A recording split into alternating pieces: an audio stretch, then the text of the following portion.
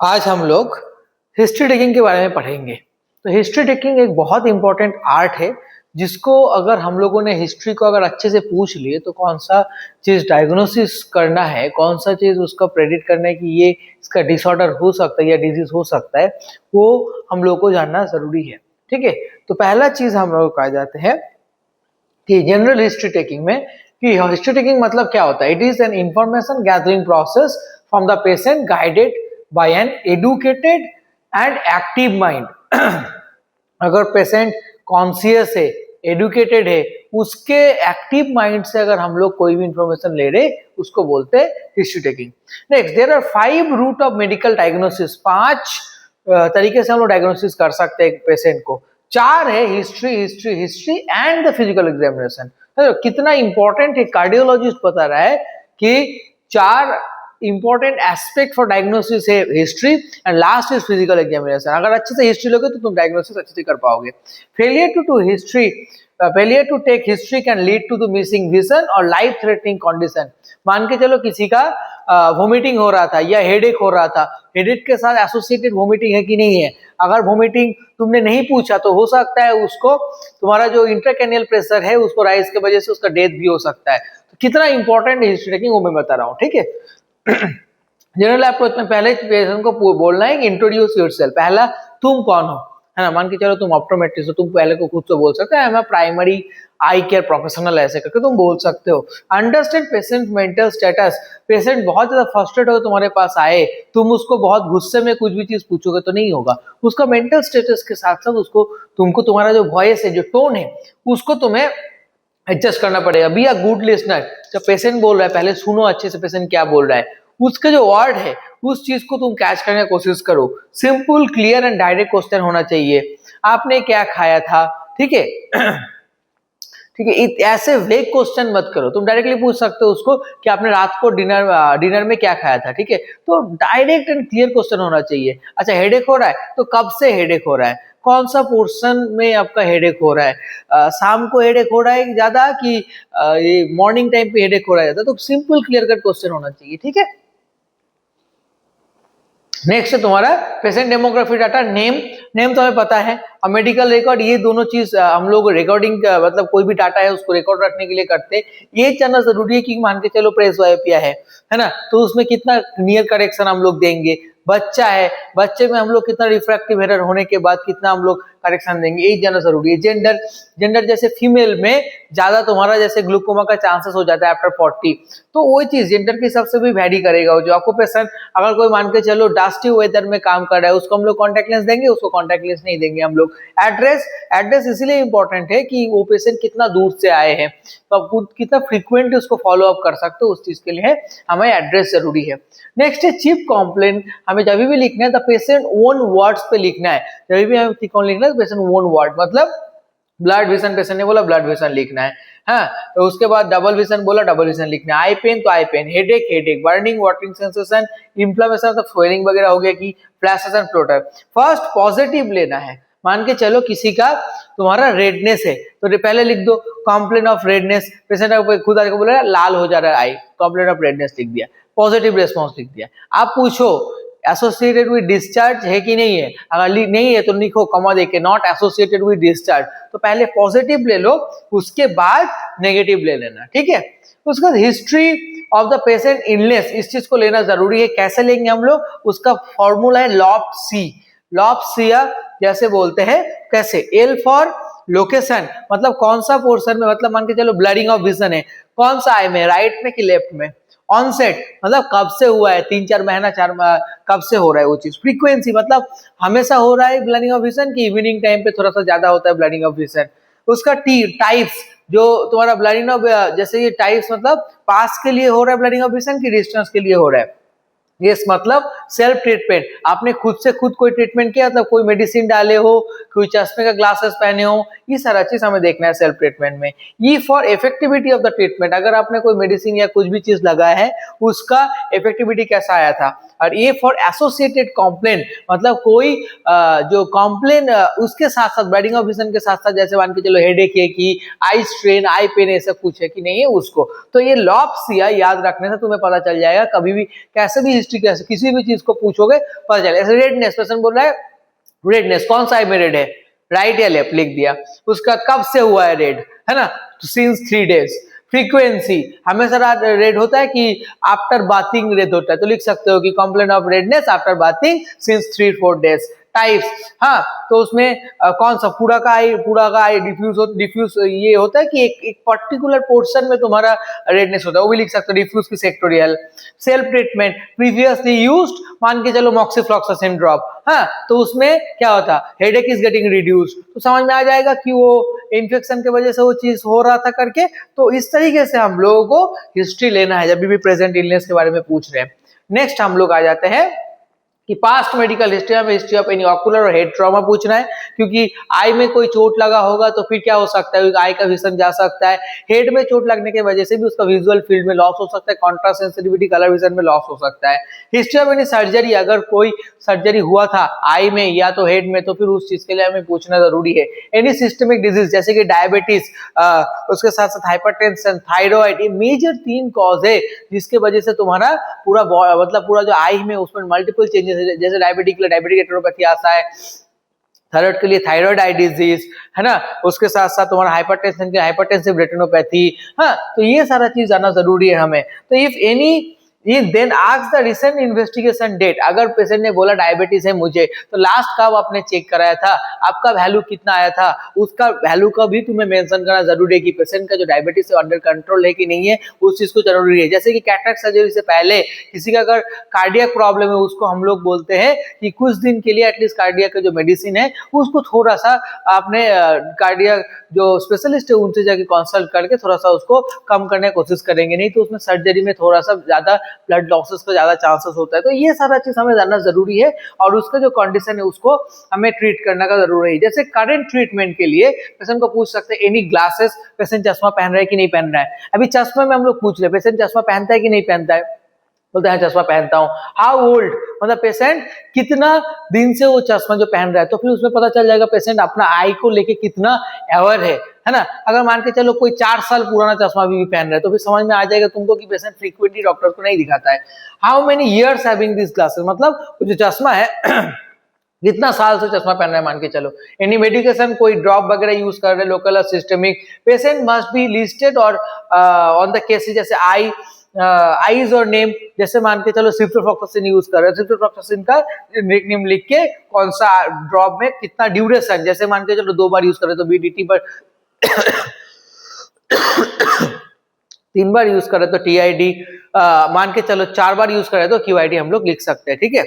तो इसी तरीके से कितना, जैसे कि यहाँ पे देखो कि दोनों OU मॉक्सिफ्लॉक्सासिन आई ड्रॉप यूज कर रहा था, क्यूआईडी यूज कर रहा, 4 बार यूज कर रहा था 1 वीक से, तो ऐसे करके हमें ड्रॉप के लिए मेंशन करना जरूरी है, ठीक है।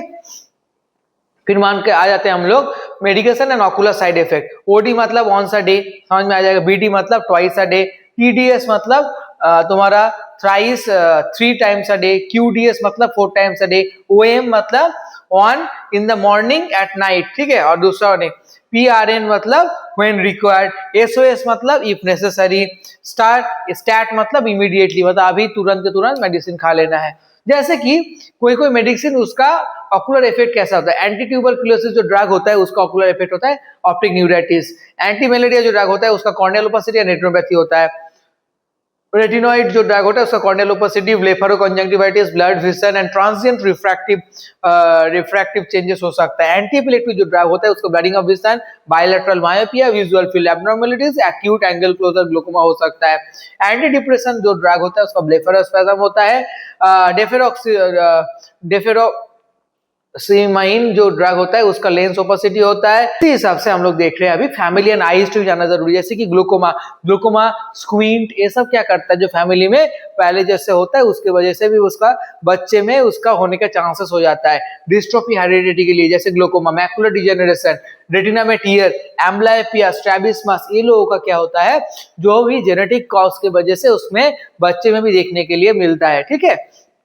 अभी हम लोग देखते हैं पूरा का पूरा सिस्टम को एक बार रिव्यू कर लेते हैं। जैसे कि कार्डियोवास्कुलर जो सिस्टम होता है उसको हम लोग पूछने सिंगल से पूछ सकते हैं कि तुम्हें चेस्ट पेन होता है कि नहीं होता है। रेस्पिरेटरी सिस्टम को पूछने के लिए जरूरी है कि शॉर्टनेस ऑफ ब्रीथ, मतलब थोड़ा जगह सांस लेने के बाद जैसे मेरे को लगता है कि सांस लेने का थोड़ा प्रॉब्लम हो रहा है, उसको रेस्पिरेटरी बोलता है। वास्कुलर मतलब एनी लेग पेन। लेग क्यों पूछ रहे हैं हम लोग, ताकि हम लोग देखना चाह रहे हैं कि एक्सट्रीम जो बॉडी का पोर्शन है वहां तक ब्लड सप्लाई हो रहा है कि नहीं हो रहा है।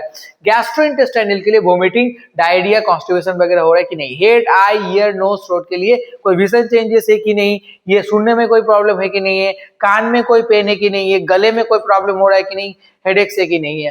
जेनिटो यूरिनरी के लिए पेनफुल यूरिनेशन, जब भी तुम यूरिन पास करते हो उस टाइम में तुम्हें पेन हो रहा है कि नहीं हो रहा है। मेटाबॉलिक पूछने के लिए कोल्ड हीट टॉलरेंस है कि नहीं है ना, पेशेंट का ठंडा में भी ज्यादा ठंडा हो जाता है या गर्मी में ज्यादा गर्मी लग रहा है, उस चीज को टॉलरेंस को पूछने के लिए मेटाबॉलिक।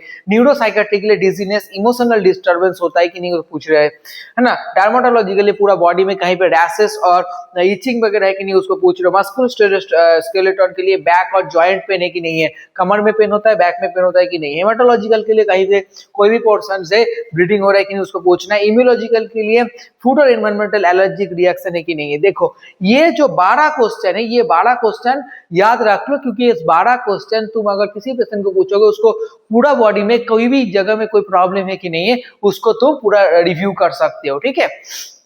नेक्स्ट हम लोग होते हैं सोशल हिस्ट्री में, अगर पेशेंट सिगरेट या अल्कोहल कंजप्शन करते हैं तो कितना टाइम से कर रहे, डेली फ्रीक्वेंसी कितना है ना, उस चीज को जानना जरूरी है, क्योंकि उसका भी इफेक्ट हमारा आई के ऊपर भी पड़ता है, ठीक है।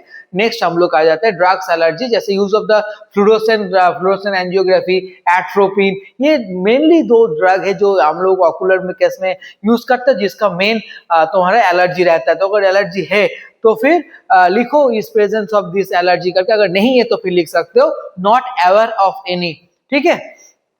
नेक्स्ट हम लोग देखते हैं कि अदर हिस्ट्री में, मतलब अगर कोविड के लिए हिस्ट्री पूछ सकते हो, पर्सनल हिस्ट्री पूछ सकते हो, न्यूट्रिशनल असेसमेंट के लिए पूछ सकते हो, डिफरेंशियल पेशेंट अवेलेबल है कि नहीं है, जनरल एग्जामिनेशन तुमने कर लिया, systemic, psychiatric and immunisation state. जो बच्चा है बच्चे के लिए हम लोग इम्यूनाइजेशन स्टेट वगैरह, ग्रोथ असेसमेंट वगैरह पूछते हैं, ठीक है। अभी हम लोग इन डिटेल्स में आ जाता है कि हमें एक चीज जानना जरूरी है, जब भी पेशेंट हम लोग को कुछ भी डिटेल शेयर कर रहा है वो पेशेंट सिर्फ और सिर्फ हमारे साथ शेयर कर रहा है। अगर वाइफ है तो हस्बैंड के साथ शायद शेयर नहीं कर रहा होगा, वो सिर्फ डॉक्टर्स के साथ शेयर कर रहे, तो इस चीज को हमें ध्यान में रखना है। अगर उन्होंने कॉन्फिडेंस तुम्हारे ऊपर अगर कॉन्फिडेंस नहीं दिखा के सारा चीज नहीं बताया तो फिर तुम्हें डायग्नोसिस करने में प्रॉब्लम हो जाएगा। Patient should assure that his personal information won't be exposed to anybody. इस चीज को याद रखना, पेशेंट ने जो चीज बताया वो किसी और को चीज को नहीं बताना है, ठीक है। ये पेडिग्री चार्टिंग एक बार बता देते हैं, it help us to find out the mode of transmission. कैसे मोड ऑफ ट्रांसमिशन समझ में आ जाता है, मान के चलो ये मैं दिखा देता हूं थोड़ा सा। ये हो गया तुम्हारा मेल,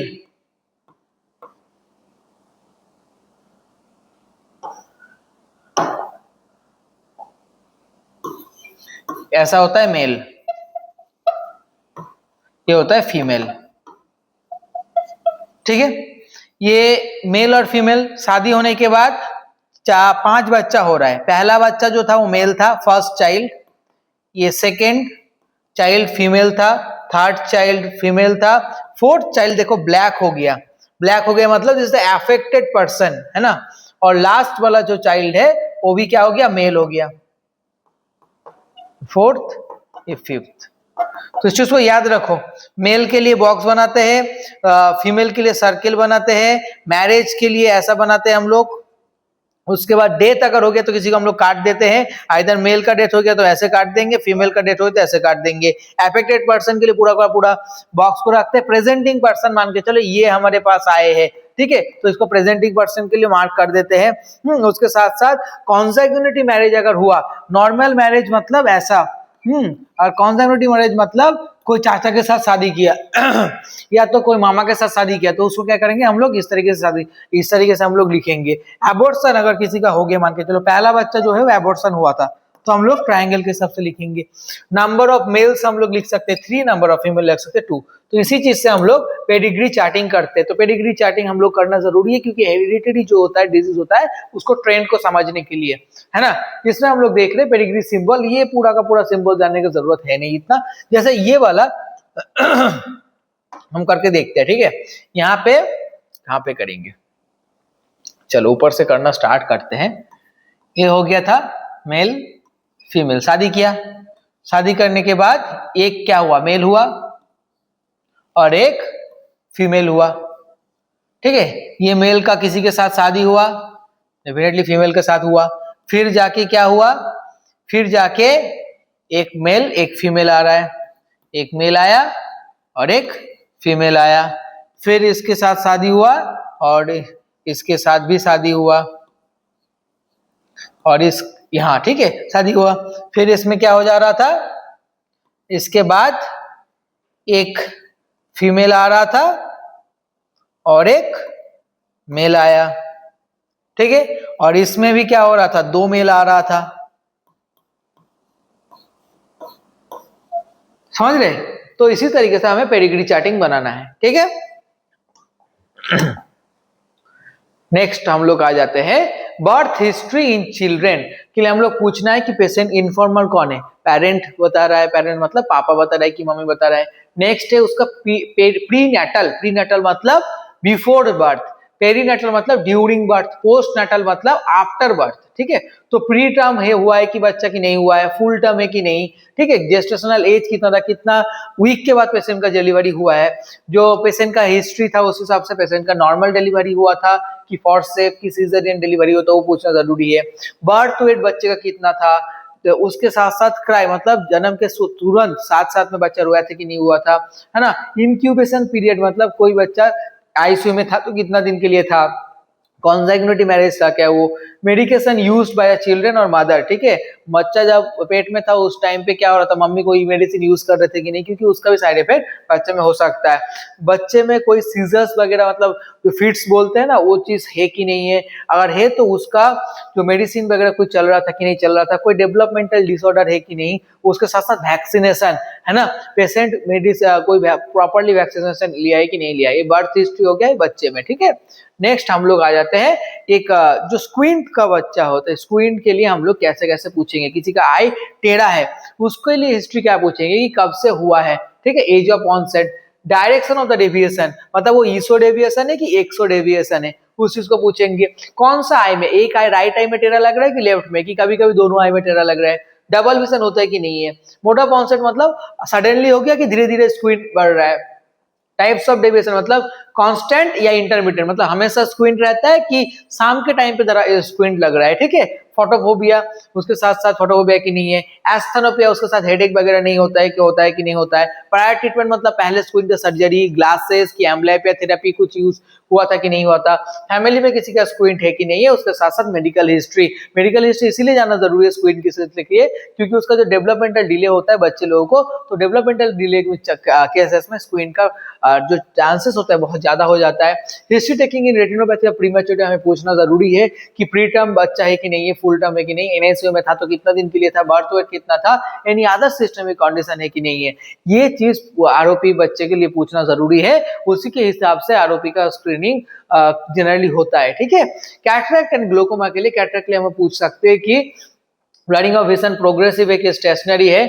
उसके साथ साथ हम लोग पूछ सकते हैं पेशेंट को कि ग्लेयर होता है नाइट टाइम में कि नहीं, एनी सिस्टमिक कंडीशन जैसे शुगर प्रेशर अगर है कि नहीं है। ये cataract is non senile then history of steroid, अगर मान के चलो किसी का 30 ईयर ऑफ एज पे जाके कैटरैक्ट हो गया तो वो तो मतलब एज के साथ साथ नहीं हुआ, इसीलिए उसको पूछना है स्टेरॉइड कोई मेडिसिन लेता है कि नहीं है, कोई चोट लगा था कि नहीं लगा था, कि बचपन से ये वाला कैटरैक्ट है कि नहीं, any history of other ocular condition है कि नहीं, उसको भी पूछना जरूरी है। मान के चलो किसी को बचपन से कैटरैक्ट है तो उस आई में तो रोशनी जाके रेटिना पे पहुंचा नहीं, तो फिर कैटरैक्ट को निकाल देने के बाद उसका विजन कम ही रहेगा। तो उस चीज को ध्यान पे रख के जब भी पेशेंट का कैटरैक्ट सर्जरी करेंगे, डॉक्टर्स उसको काउंसिल करेंगे कि अभी इतना साल से है तो फिर उसको कैटरैक्ट एक्सट्रा करने के बाद विजन शायद कम आए, ठीक है। ग्लूकोमा में एनी आई पेन हो रहा है कि नहीं हो रहा है, एनी सिस्टमिक कंडीशन एसोसिएटेड, जैसे डायबिटीज में जो ग्लूकोमा का जो जो पोर्शन होता है बहुत जल्दी फास्ट प्रोग्रेशन हो जाता है, ठीक है। फैमिली हिस्ट्री ऑफ ग्लूकोमा है कि नहीं है, यानी सर्जिकल हिस्ट्री,